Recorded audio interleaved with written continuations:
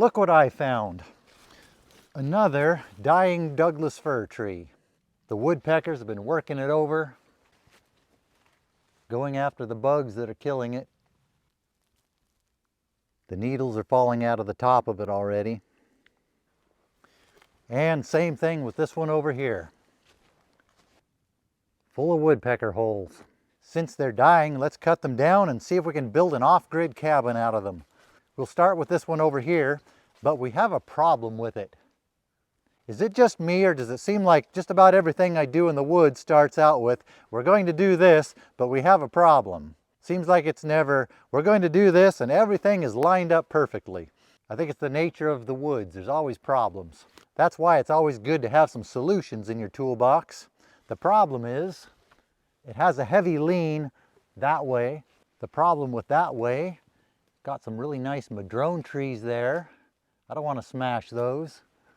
I could fall it that way fairly easy, but it has this nice black oak, some nice madrones behind it. It's going to make a mess of those nice trees.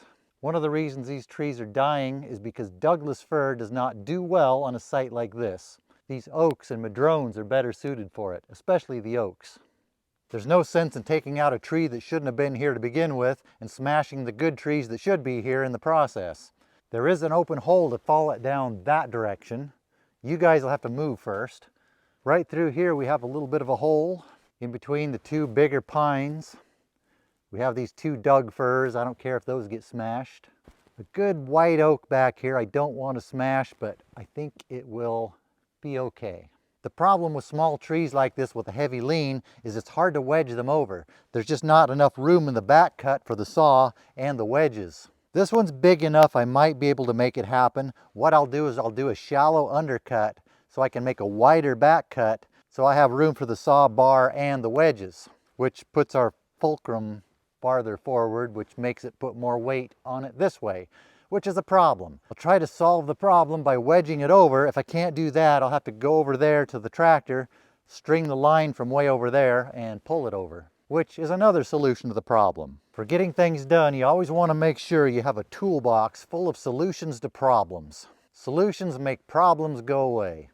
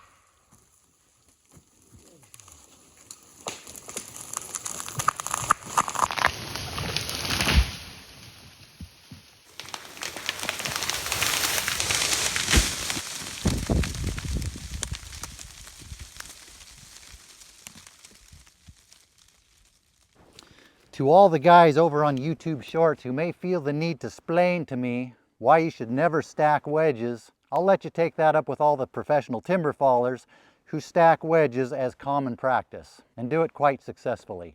While you're doing that, I got a tree to limb up.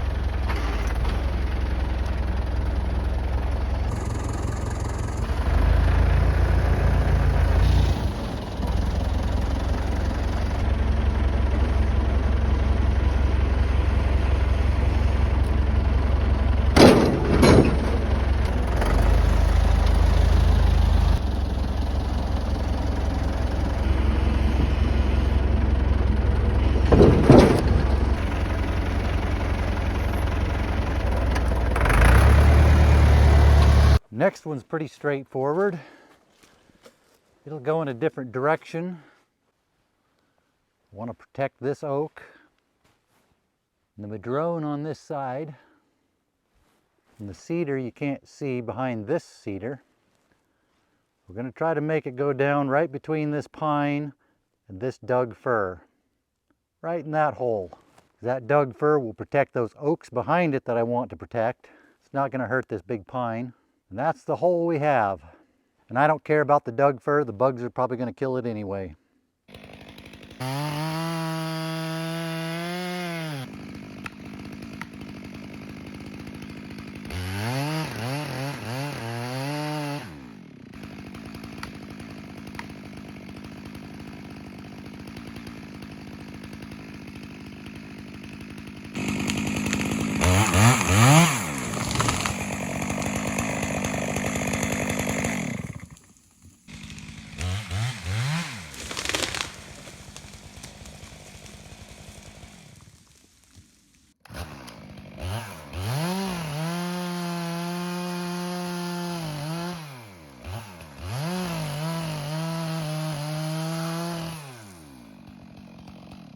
Oh yeah, pretty straightforward. This one should go real easy. Who needs yellow birch when you got ponderosa pine to get them hung up in? It went into the right spot, but a couple of those limbs grabbed it. We'll have to put a line on it and pull it down. I knew it would probably hit that bottom dead limb and break it off. I was hoping the top of the fir tree would be small enough it would break when it hit that one, but didn't work out that way.